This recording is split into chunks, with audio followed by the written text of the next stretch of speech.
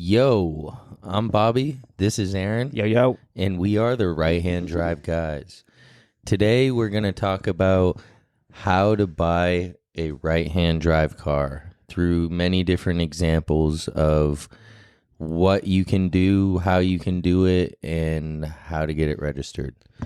So, Aaron and I both have different experiences buying our right-hand drive cars, from using an importer, using an exporter, buying one in the U.S. personal sale, and buying one in Japan at a dealership.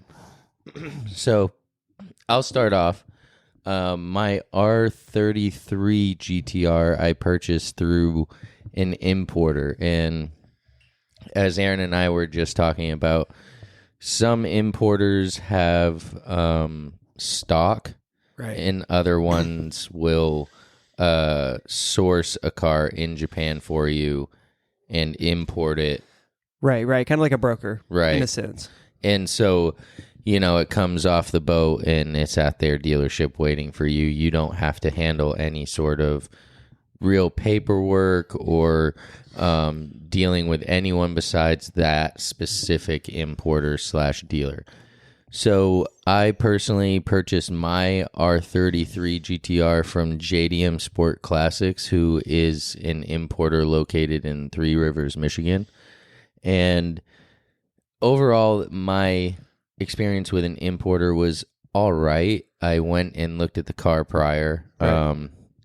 It was kind of timed, like we only got this much time, so my wife and I went and looked at it. I FaceTimed Aaron. We did our best with the limited time that we had, but that was our opportunity to check out the car. Right. So if you work with an importer who does have U.S. stock, then that is an advantage, which is being able to see the car before you purchase it. Right. Even be able to test drive it or right. pick It was apart, like a huge snowstorm when we went. Right. So they're like, you want to drive it? We wouldn't recommend it. You're going to be plowing snow. And I'm like, dude, if I'm buying this thing, there's no way it's being driven out there right now. So, but I did get to see it, and it was clean. There were things I didn't notice. There were things that they didn't disclose. So, in my opinion, the harder part about an importer is if they have stock, they've already invested in this car and they need to sell it.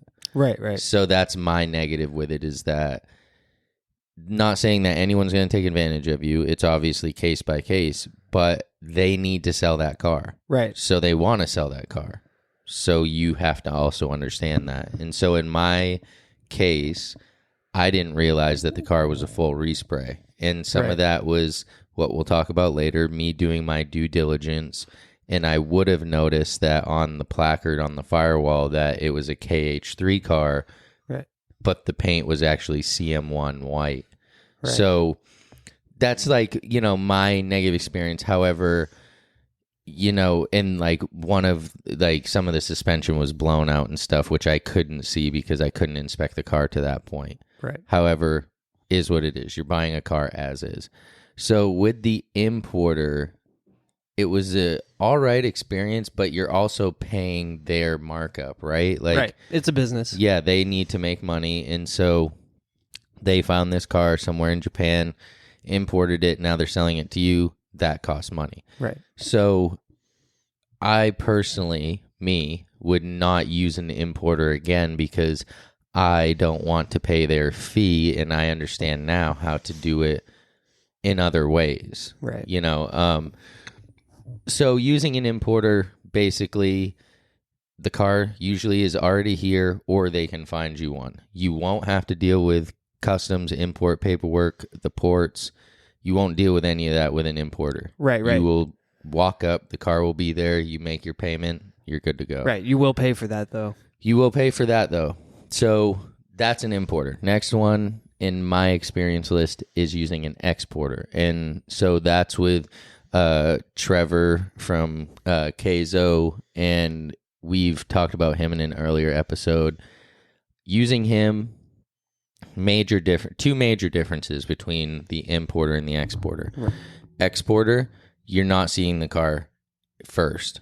Okay, that's like your biggest thing. Unless you go over to Japan you are not seeing that car before you buy it beyond pictures. Right. So you have to be okay with that, which means you have to work with somebody that you trust. You can, but you can't just work with any old Joe over there that says that they can export you a car.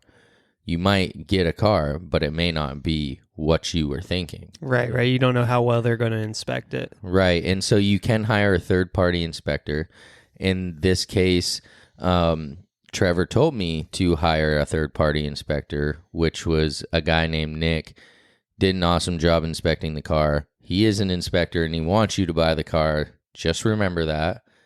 They're going to be honest, but they also want you to purchase a car. Right. So, but using Trevor, okay, he is a super honest guy, like we said in the other episode, and he will not let you buy a car that is not what you want. He'll pass over 100 cars to find the one that you're really into. So if you can find an exporter that you can create a relationship with, like we both know Trevor now, Right. then you can probably be pretty comfortable doing this. Yeah. You know, like I would be comfortable buying another car from Trevor because the GTT that he sourced for me was in excellent condition, and he downplayed how excellent it was. Right. And he was completely honest and upfront with everything about it. Yeah. So it's that trust that makes it easy, right? Right. So would I purchase from any old exporter? No, because I really don't want to get like the shaft, right? Right. But would I choose working with Trevor over using an importer again? Absolutely, because I have patience. I can wait for the car. That's the negative. You got to wait for the car. Oh, yeah. A lot of times with the importer, if it's on like site, then you can walk away with it that day.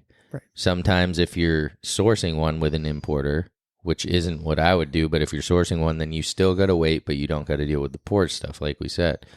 I'm dealing right now with the port stuff from the exporter, right? Because Trevor will get it out of Japan. It's now my responsibility to figure out how to get it from the port to my house, get it released from port, cleared, all that. So a little more work on my end, but the price is substantially less because you're not paying the importer's fee. Correct. You're not paying that like... You're having whatever. to just put in a little more legwork. Yeah, you gotta, but you also learn. You gain the Right. knowledge, which is huge, because now after I go through this, I could go through it 5 more times. I could help my buddy go through it, like whatever, right? It's kind of pretty simple, you know? Right. So with an exporter, if you can't go to Japan, you're taking a little bit of a risk. However, you are saving money, and if you find the right exporter, then it's really no sweat because you don't have to kind of worry about that. Am I getting screwed if Right. you have that good relationship?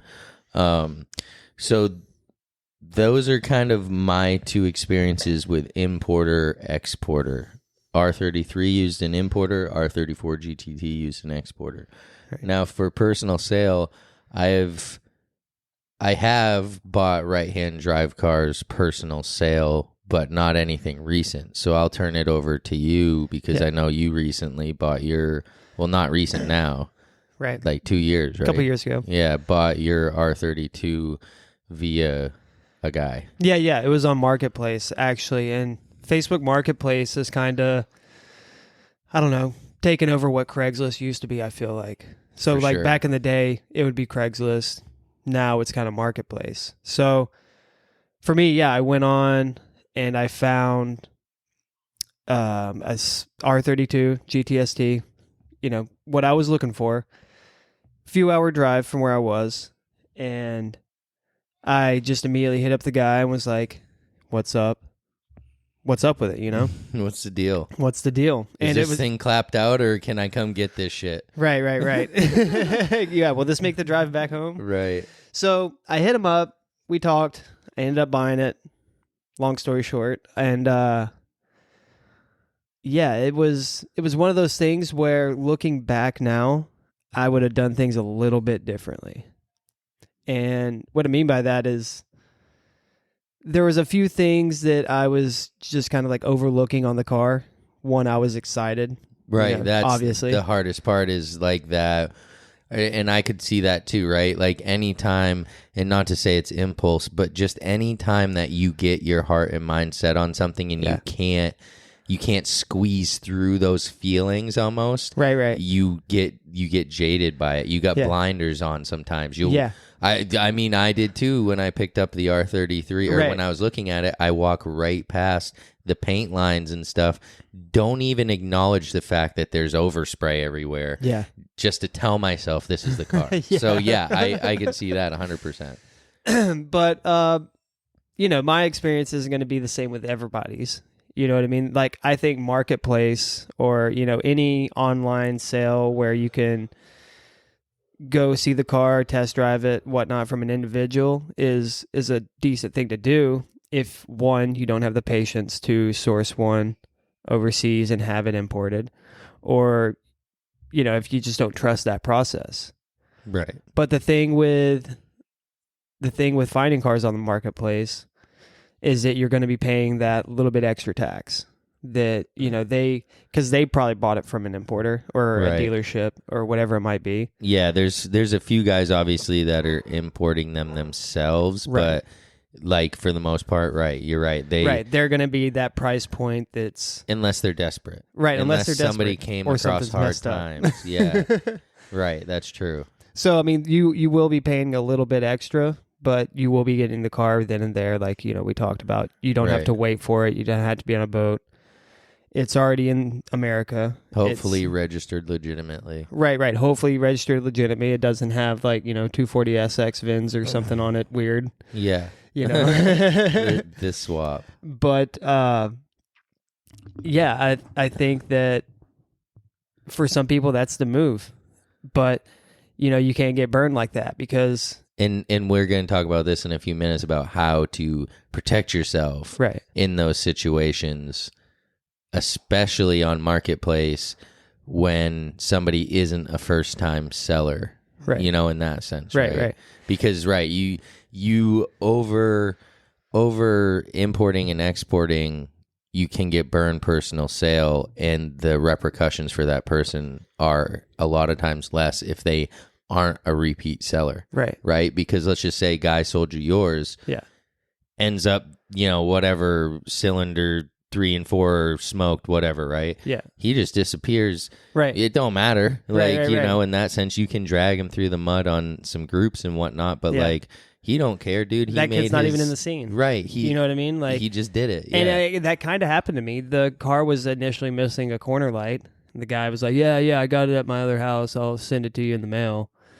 I knew that was never going to happen. Nobody's sending you nothing in the mail. Yeah, no one's sending you anything afterwards, after the fact. But, so yeah, I mean, whenever you're buying one on Marketplace, I think it could go one of two ways. Like, the car has been in America. It's been in our hands for however long. It could be modified to a point that's like really nice and clean, or it could go dead opposite. Someone might have just rigged everything and neglected maintenance because they couldn't find the parts or couldn't afford the parts, whatever it might be. Right. Could have been a guy in over his head, so he just kept going or kept it moving. Yeah. Right. And, it's just, you kind of never know what you're going to get, and you just kind of have to pay attention, and we'll talk about it later, but do your due diligence. Yeah. I would agree. I mean, that, right, and we'll touch on that in a few.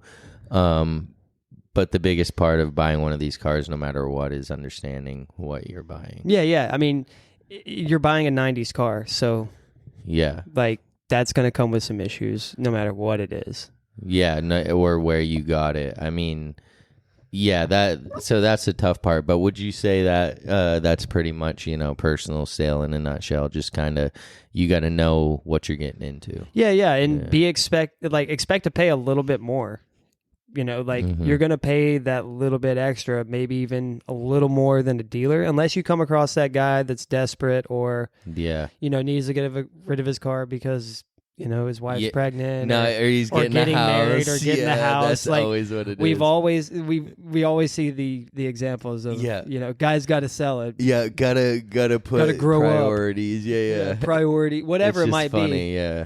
But don't let that blind you to the fact that that car might be a little bit messed up. Right. He may have that just might be his excuse. Some stuff that he never finished, but he doesn't want to disclose. Right. Yeah. So moving on. So we did importer with my R33, exporter with an R34 GTT, personal sale with the R32 GTST. Yep. And so the fourth option that we're going to cover would be purchasing from a dealership in Japan. And you can do this, which I did with the R34 GTR, okay? So I purchased it from Top Rank. So you can do this in multiple ways, okay?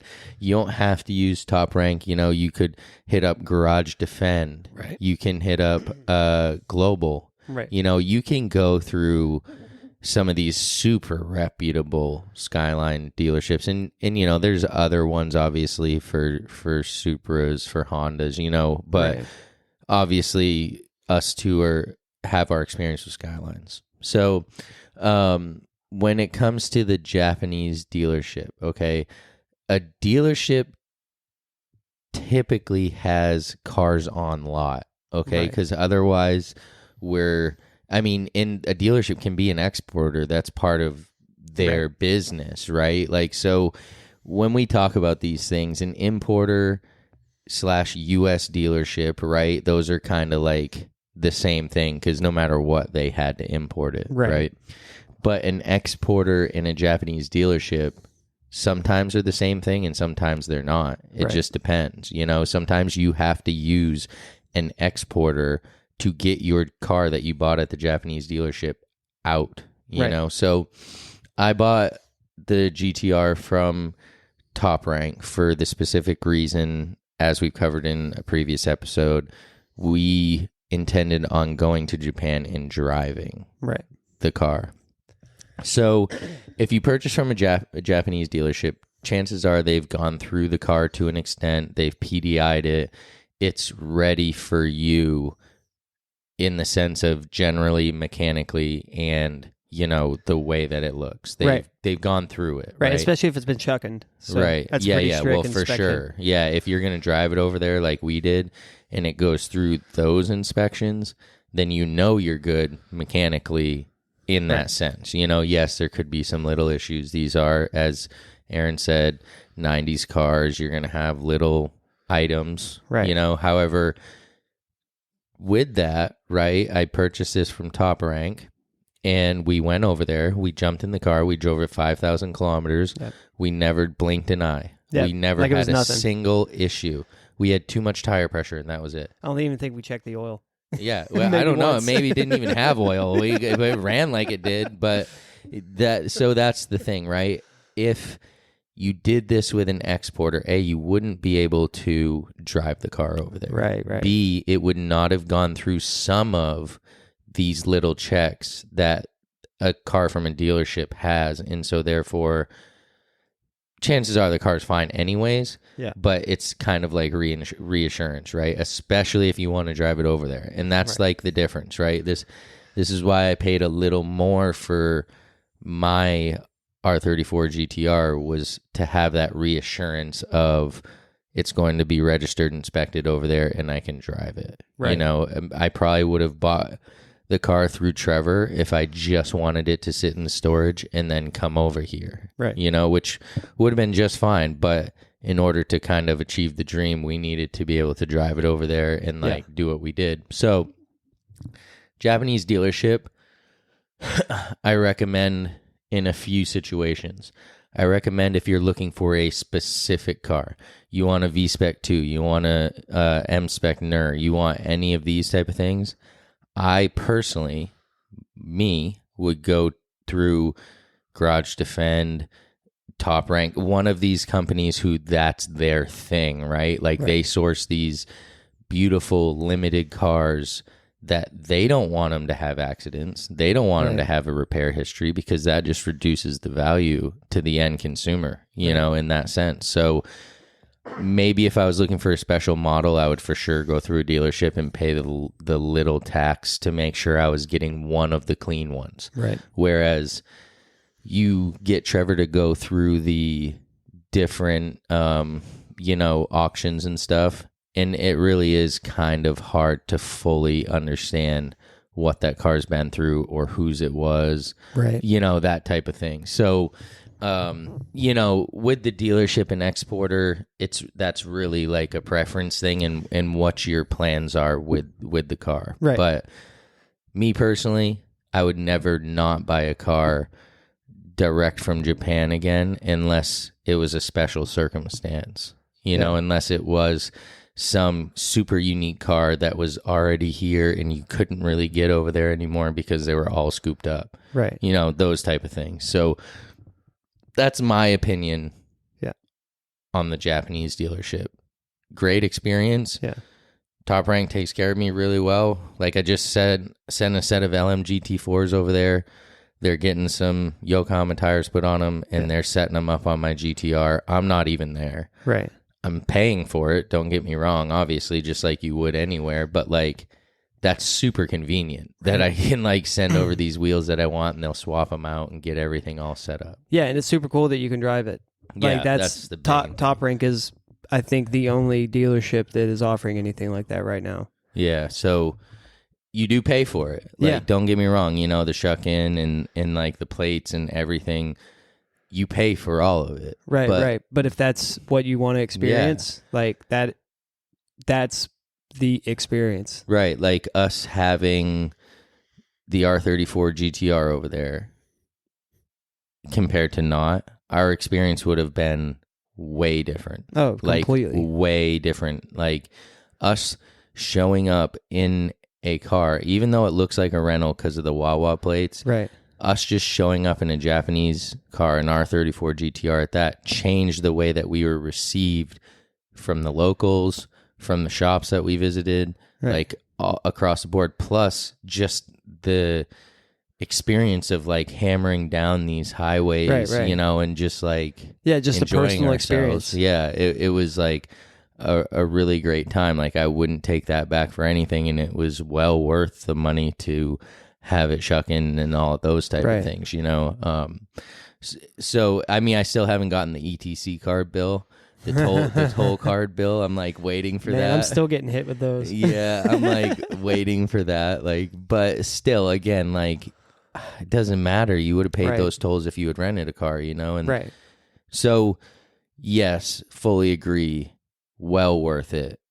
Definitely something I'll never forget, right? Like, I mean, once this car comes over here and it's here, I've driven it on the Wangan, on the C1 loop. Right. I've driven it through Toge. Right. And now I'm freaking driving it on our crap roads. Yeah. Hitting 95 with it. Yeah, I'm hitting old 95. So, that's the thing. So you can do it anyway, right? Like you can do it anyway. But now to really get down to the nitty gritty, you can do it any way you want.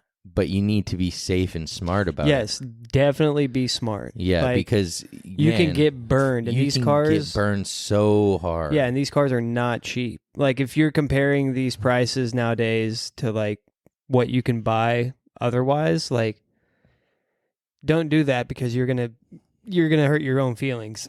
Oh, for sure. Like, purchasing some of these, for example. So let's get into that really, really, really quick, right?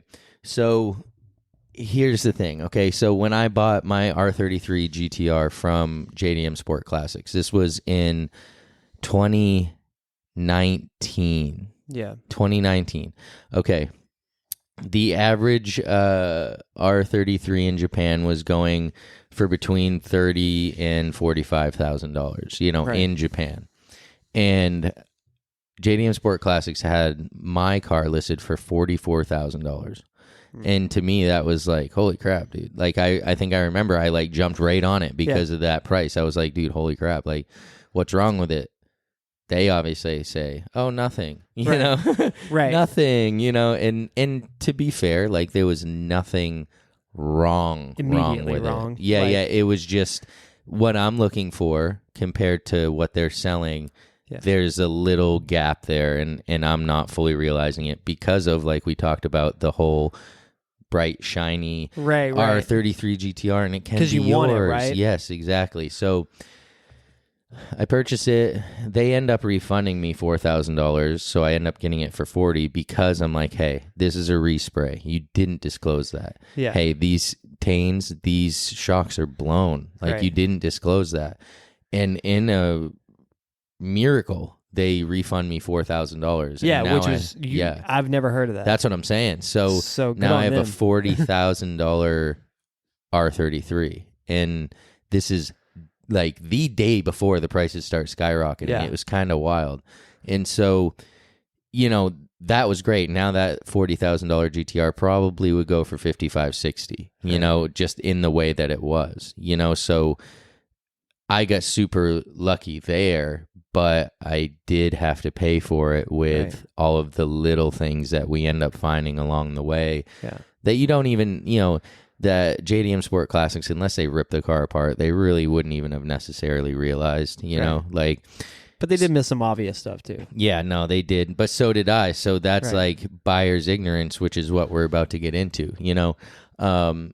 With the exporter, that's great because you're getting it at the cost. You know, like I paid $32,000 for the R34 GTT, and you know, plus of course the shipping, which was $1,800. Yeah. Once it gets over here, you know, those are going for easily $40,000 to $60,000. Oh yeah, 100%. All day here. You know, so now that you're hearing this, you know, there's some price gaps here. And would you say that your personal sale was about what they were selling? Because from what I remember, Japanese Classics and Duncan at that time, like your car was like, these cars were like kind of bumping. Right, you know? right. I got mine for a couple grand cheaper than what they were going for at the dealerships landed in America. Yeah. So you got a bit of a deal. Right. It was a little modified, but it did need some work. Right. Definitely needs some work. That's one of those things, right? Like, again, with the personal sale, you might have a guy that just wants to offload it, but there might be a reason, you know? So, and then with the Japanese dealership pricing wise, like, could I have gotten a better deal on an R34 GTR? Absolutely. I absolutely could have had Trevor, like I said, find me one for a better price. However, would I have been able to do what I've done with the car already? No. It would have just been sitting either in a warehouse or in a parking lot somewhere until December of 25. So that's the thing. There is like a little tax on being able to enjoy the car there, but that's all in your plans, right? So moving on, the biggest thing, like we said, is being safe, because whether you're spending, you know, whatever, 32 on a GTT or over 100 on a GTR, you need to be safe, because you can get screwed on any amount of money. And let's be real, none of us can afford to just throw away money on a car. So what would you say probably the number one thing when you go, before you even commit to anything, before you put a down payment, before you even check your bank account, what do you think you should do? Well, first thing I would do is whatever car it might be, whether it be a Skyline, Stagia, Silvia, whatever it might be. Honda Civic. Yeah, Honda Civic, whatever the car is, there's info out there about it, right? So I would find the common problems, the common areas where the things like to rust, like the strut tower. the R33s and 34s, the strut towers rust out. Same with the S15s, the strut towers rust out. Like the rockers, you know, all these popular spots where, you know, if someone's not taking care of their car, it's going to rust out. That is the main thing that I would look for, is like rust and just anything obvious like that. Yeah, those common issues. So figure out what model you want, right? So let's just say in Aaron's case, he wants an R32 GTST, right? Okay, and he also knows he wants a 4-door. He's not messing with the coupes. Okay, cool. Where are 4-doors rusting? What common issues are the RB20s having? Right. What, you know, exactly where, and now you need to geolocate where you don't want a car from, right? Like, we don't want a car from up north. No. We don't want a car from anywhere where they treat the roads at all, Right. or they have consistent moisture like that. However, obviously, Japan is an island. You do get a lot of moisture north and south just for different reasons. Right. So sometimes it's unavoidable, but stay away from the rust, because once you're cutting these strut towers out, once you're doing all that, once you're back in America, dude, you're so pissed. Yeah, and it's a lot of money. Yeah. I mean, if you don't have, you got to source those parts. Right. If you can't source the parts, you got to have, a sheet metal guy fab something up. Right, and that's not what you want. Right. It's really not. I mean, especially if you're trying to keep things nice and keep it original. Right. Like, the best thing to do is start out on a good foot and not have something rusted out. And because, I mean, those examples are out there, but times are getting desperate. Oh yeah, for sure. And you got to think you have, whatever guy over in Japan that, let's just say he's exported 100 cars now. Right. And now these are slim pickings, and he comes across one that sat on the bottom of the ocean or whatever, and well, we can get it through, and we can get it across the ocean and whatever, right? Like, not saying he's a crappy business person, but maybe he's not staying true to his ideals because times are tough, right? Right. That happens in almost every industry, literally. So beyond, knowing the flaws of the car, beyond knowing where it came from, now you need to actually know. Now this is the point when, okay, you have either, Trevor has a car for you that he's willing to inspect, okay? Or you found one at JDM Sport Classics, or you found one on Marketplace, right? Yeah. Now you need to know about this car specifically. Right, exactly what's up with this car the best that you can, right? Yeah. Like, so what do you do in America when you're thinking about buying a car, or you go to a dealership and they have a used car? Well, they have a Carfax, right? And that kind of tells you the vehicle history. So Japan also has that, don't they? Yeah, it's they have something like it. Well, it's right. The Car VX. It's CARVX. Yeah. And that pretty much will bring up, you put in your VIN, you pay like $35, and it'll bring up anytime that car has gone through the auction. Yeah. So the pictures. Or it's been registered too, right? Like it'll show registrations too, like, I believe. Pretty much like everything. Right. And then also the most important. Is the auction. Yeah, it'll show you the auction sheet every single time it went through. It'll show the pictures where, like, I'm sure everyone's seen the pictures of the cars sitting in the bays. They have the front 3/4 and the rear 3/4 picture. They'll send that with it. The interior pictures, literally everything, all the auction info, they have it. So you pay this money, pay a little bit more to get the inspection sheet translated, yeah. And that will tell you everything about this car. That's either going to make or break you in the sense of, like, you're either going to be, like, smiling or you're going to be crying. Right. Like, in my case, whenever I bought this car, it had been completely color changed. And the guy that I bought it from had said, oh, yeah, they did that in Japan. And his reasoning behind saying that is because the stickers, like the fuel grade sticker on the inside of the gas door wasn't painted over. And just stuff like that. I'm like, okay, yeah, whatever, sure. I guess this was painted in Japan. I pull up the Car VX. It was not painted in Japan. It was definitely painted in America after it was exported. Ends up being a Dodge color code. Yeah, it is literally a Dodge color code, you know? So, like, and the auction pictures kind of told a story of the car, too. I was like, this had to be in a drift car back in the day. And, yeah, in the auction pictures, it was flat black, had a body kit, Yeah, it was a drift car. It was definitely a drift car. Like, so, for, and I'll tell my story real quick. We did not, like, these first two transactions, my R33 and his R32, we did not do our due diligence. No, we were way too fresh. Yeah, which is what we are super pushing to you, is to just do your research and have patience.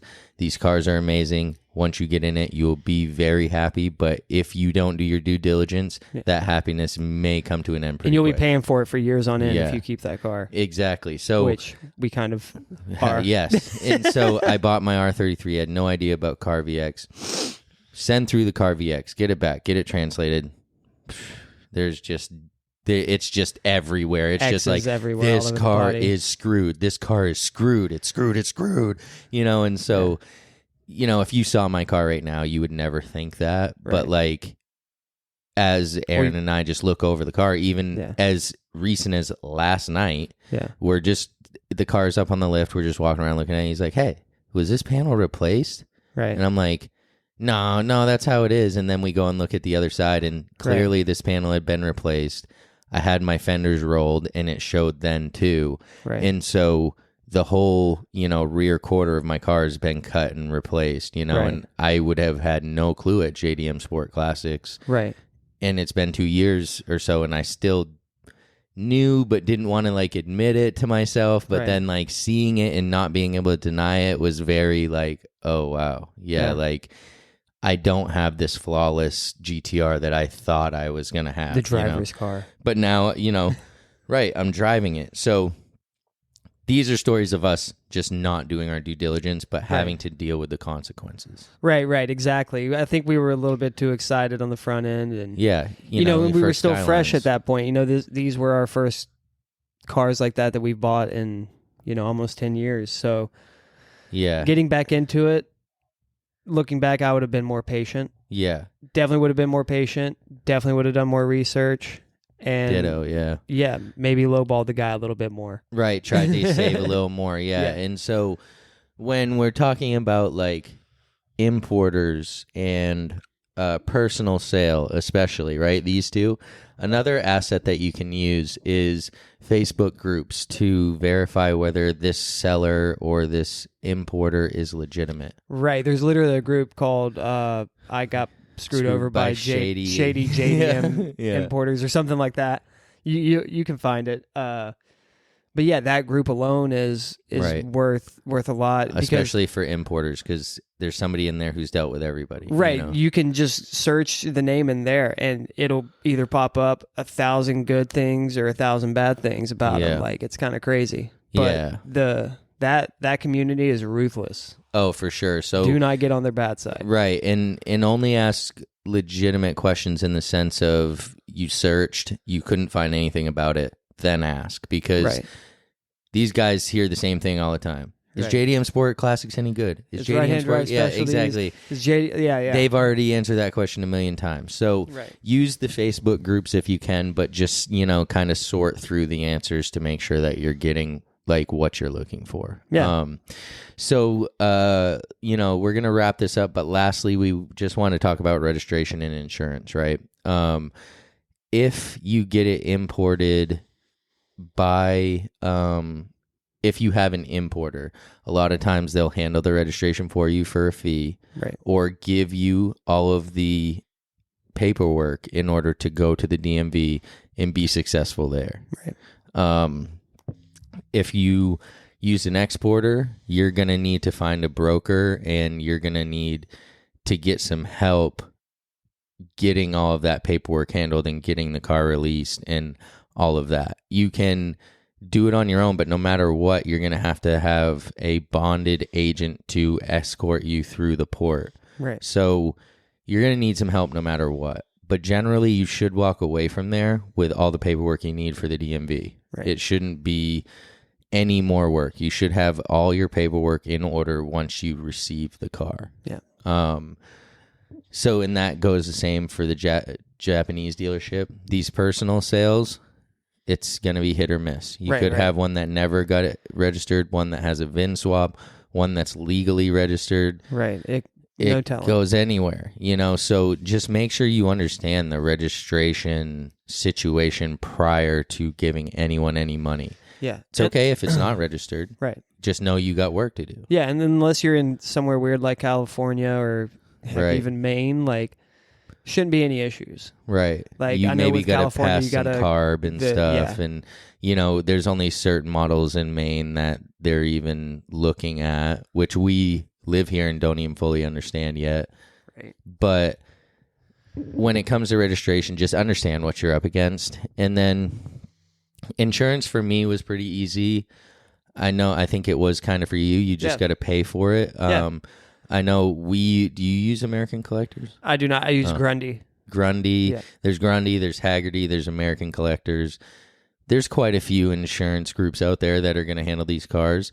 And generally it's value based. So like, for example, my R33s, I have value-based insurance on $80,000 for it. So if that car gets totaled, I'm getting $80,000. So I pay for that, though. Right. My insurance is not cheap. It's on a sliding scale. Right, because I want to get my absolute max replacement value for my car. Right. So just realize, with these cars, like, you do need to insure them. Right. Progressive's not going to insure it. USAA is not going to insure it. Allstate's not going to touch it. They're not going to. You have to have specialty insurance because whether you want to admit it or not, this is a specialty car. Right. So this is kind of this was just a knowledge base on purchasing a right-hand drive car. Quick little guide. Right. I mean, you need to do, again, that word, due diligence. You need to 100%. do all of your research.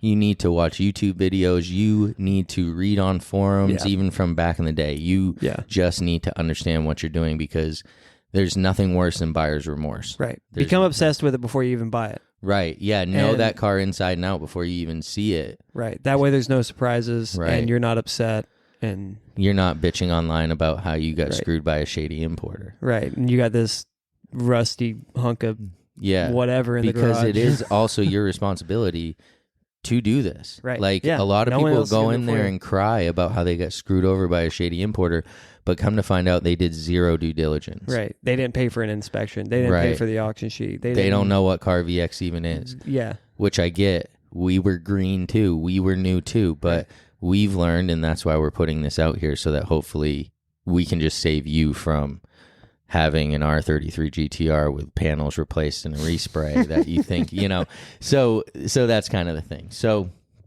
if you have any questions, you can always DM us, email us, whatever, and we'd be happy to help guide you the best that we can. We're no means anyone important or special or have any sort of credibility beyond the fact that we've done it multiple times. Yeah. And, it's gotten better every time in my example, like better experiences every time. So, for today, I'm Bobby. This is Aaron. Yep. Make sure to follow us at RHD GUYS. And until next time, adios. See ya.